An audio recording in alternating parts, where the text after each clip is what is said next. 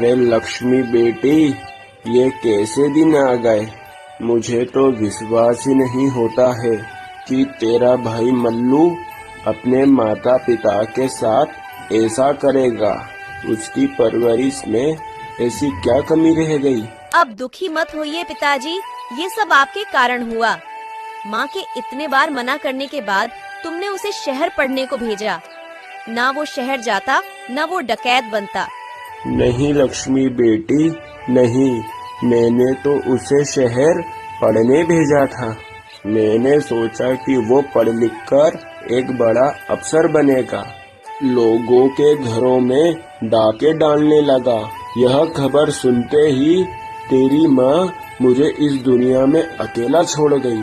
जो होना था वो हो गया घर में। अब एक अनाज का दाना भी नहीं है। ये बात आप अच्छे से जानते हो। आज का तो जैसे तैसे हो जाएगा, मगर फिर कल का क्या होगा, ये सब मेरी समझ से बाहर है। अब मुझे लगता है कि घर घर जाकर भीख मांगनी पड़ेगी। पिताजी, यह दिन देखने से पहले अच्छा है मैं मर जाऊं पिताजी। आप इस गांव के सरपंच थे, ऐसे में आप घर घर जाकर भिक्षा मांगेंगे, वो भी थोड़े से अनाज के लिए। अरे बेटी, मैंने जितनी गांव के सरपंच बनकर इज्जत कमाई थी, वो सारी की सारी इज्जत तेरे भाई मल्लू ने मिट्टी में मिला दी। यहाँ तक गांव वालों ने तो हम दोनों को गांव से बाहर निकाल दिया। ऐसे में मुझे भीख भी कौन देगा बेटी। पिताजी आप चिंता मत करिए, मैं जमींदार के घर पर झाड़ू पोछा का काम कर लूंगी, वो तो मुझे काम पर रख लेगा। नहीं बेटी, इस बारे में सोचना भी मत। नहीं खाने पर भूखे मर जाएंगे, लेकिन तू किसी के घर पर जाकर काम नहीं करेगी। अच्छा ठीक है पिताजी, आप जो कहेंगे वही होगा। कल से हम बिना खाए रहेंगे, ऐसे ही मर जाएंगे, बाकी सब भगवान के ऊपर छोड़ देते हैं।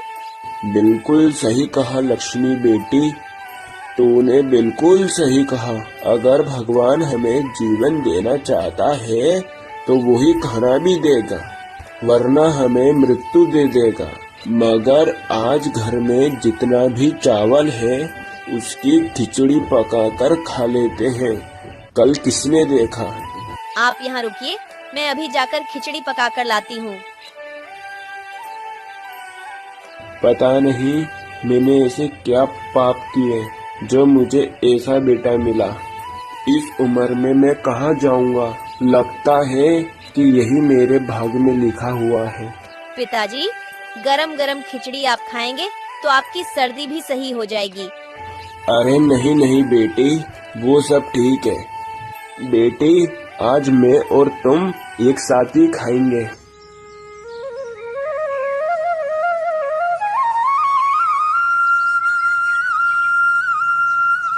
अरे बराई मुखिया, आज सुबह सुबह मेरे महल में इतनी जल्दी आ गए और अभी थोड़ी देर पहले ये गांव वालों की भीड़ क्यों जमा हो गई थी। अरे जमींदार बाबू, उसी के सिलसिले में मुझे तुमसे बात करनी है, इसलिए आज मैं महल जल्दी आया हूँ। अच्छा, तो फिर चलो अंदर चलकर बात करते हैं।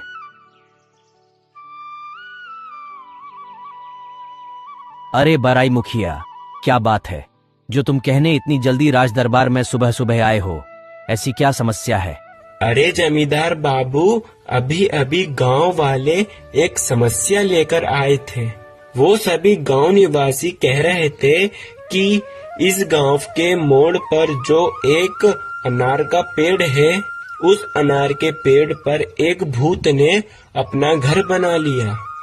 वो भूत ऐसा वैसा भूत नहीं है, वो एक ब्रह्मदत्त भूत है। क्या बोल रहे हो मुखिया जी, मेरे राज्य में भूत, वो भी ब्रह्मदत्त भूत। ये मेरे समझ के बाहर है। नहीं, मुझे इस बात पर विश्वास नहीं है। ये तुम्हारे मन का वहम है। नहीं जमींदार बाबू, बहुत सारे लोगों ने देखा है, इसलिए रात को कोई वहाँ से निकलता नहीं है। पहली बात तो ये, भूत कुछ नहीं होते, मगर तुम्हारी और गांव वालों की तसल्ली के लिए आज रात को ही हम वहाँ जाएंगे। फिर जमींदार और मुखिया रात के समय उस अनार के पेड़ के पास जाते हैं। अरे बराई मुखिया, तुम्हें डर तो नहीं लग रहा। अगर डर लगे तो तुम वापस भी जा सकते हो, मैं अकेला ही जा सकता हूँ। नहीं जमींदार बाबू, मुझे डर नहीं लग रहा, मगर अब हम उस पेड़ के पास पहुँचने वाले हैं। आओ आओ, बहुत दिन हो गए हैं इंसानी मांस नहीं चखा। अचानक से भूत की आवाज सुनाई देती है। यह सुनते ही वह दोनों वहाँ से भाग जाते हैं।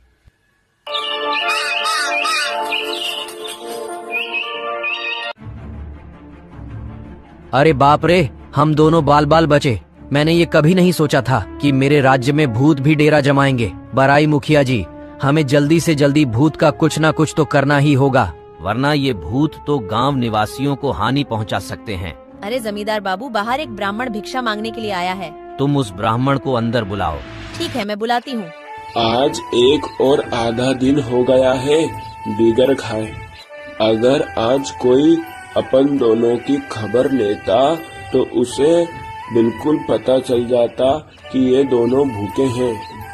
पिताजी, मुझे तो नहीं लग रहा कि कोई हमारी खबर लेने यहाँ तक आएगा। अरे बेटी, हमें यहाँ देखने कौन आएगा? अगर इन गांव वालों के दिल में जरा सी भी दया होती तो हमें गांव से बाहर नहीं निकालते। अरे मक्सी ब्राह्मण, तुम्हारे जैसे पंडित होने के बाद भी हमारे गांव में भूत ने डेरा जमा रखा है। तुम कैसे पंडित हो? जमींदार की बात सुनकर बाबा कहते हैं, अरे जमींदार बाबू, भूत भगाने के तो अनेक उपाय हैं, मगर कोई है जो उन उपायों को कर सकता है। ये लाल कपड़ा, अगर कोई इस लाल कपड़े को वो अनार के पेड़ से बांध देता है तो भूत वहाँ से भाग जाएंगे। मगर कौन है वो जो अपनी जान पर खेलकर अनार के पेड़ पर ये लाल कपड़ा बांध सकता है?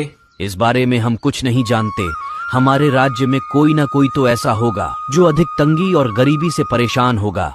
वो इस काम के लिए तैयार हो सकता है। हम उसे 10 बीघा जमीन और कुछ सोने की मोहरें देंगे। ये खबर पूरे गांव में फैला दो। सुनो सुनो सुनो, हमारे जमींदार बाबू भानु प्रताप जी ने घोषणा की है, जो कोई भी व्यक्ति रात के 3 बजे गांव के मोड़ पर अनार के पेड़ पर एक लाल कपड़ा बांधना है, जो कोई भी इस काम को करेगा उसे जमींदार बाबू 10 बीघा जमीन और कुछ सोने की मोहरें देंगे। सुनो सुनो। अरे पिताजी, ये आवाज किसकी है? कौन इतने जोर से चिल्ला रहा है? पिताजी, आप कहाँ चल दिए? सुना नहीं क्या बेटी? पेड़ पर एक लाल कपड़ा बांधने पर 10 बीघा जमीन और कुछ सोने की मोहरें मिलेगी। आपका भूखे रह रहकर आपका दिमाग खराब हो गया है। वो अनार के पेड़ पर भूत रहता है, वहाँ गए तो आप मर जाओगे। मुझे नहीं पता, मैं तुम्हें वहाँ नहीं जाने दूंगी। अरे बेटी, मैं अगर यहाँ बैठा रहा तो भूख से मर जाऊंगा। इससे अच्छा है कि मैं एक बार अपने भाग्य को आजमाता हूँ। हे भगवान, दया करो प्रभु, दया करो। फिर हरिया बाबा राजा के दरबार की ओर चल देते हैं।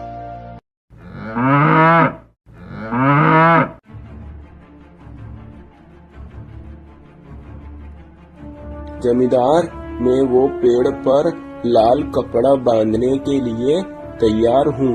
ठीक है, ये लो कपड़ा, मगर संभाल कर बांधना। अगर जिंदा बचे तो 10 बीघा जमीन और सोने की मोहरें तुम्हारा इंतजार कर रही होगी। वो लाल कपड़ा लेकर रात के 3 बजे वो अनार के पेड़ के पास जाने लगते हैं। अरे भगवान, बहुत डर लग रहा है। अगर मुझे कुछ हो गया तो मेरी बेटी तो यूं ही मर जाएगी। अरे ये तो वही पेड़ है। अरे बाप रे बाप, भूत! अरे तुम्हारी इतनी हिम्मत कि तुम मुझे मेरे ही घर से भगाना चाहते हो? मुझे माफ कर दीजिए, मैं बेकसूर हूँ। मैं अपनी गरीबी का मारा हुआ हूँ। मेरे घर में अन्न का एक दाना तक नहीं है। जमींदार ने कहा, अगर कोई व्यक्ति इस पेड़ पर लाल कपड़ा बांध देता है तो उसे 10 बीघा जमीन और कुछ सोने की मोहरें दी जाएगी। अरे कुछ पैसों के लालच में तुम्हें अपनी जान की परवाह नहीं है। घर में मेरी बेटी भूख के मारे जूझ रही है। मुझे अपनी जान की कोई परवाह नहीं है। मैं उसे कहकर आया हूँ कि मुझे घर पर भूखे वैसे भी मरना है और अगर ब्रह्मदत्त भूत के हाथों से भी मरना है। हरिया बाबा की बातें सुनकर भूत को दया आ जाती है। ठीक है, तुम जो चाहते हो वैसा ही होगा। भूत वो कपड़ा हरिया बाबा से ले लेता है। अब तुम यहाँ से जा सकते हो।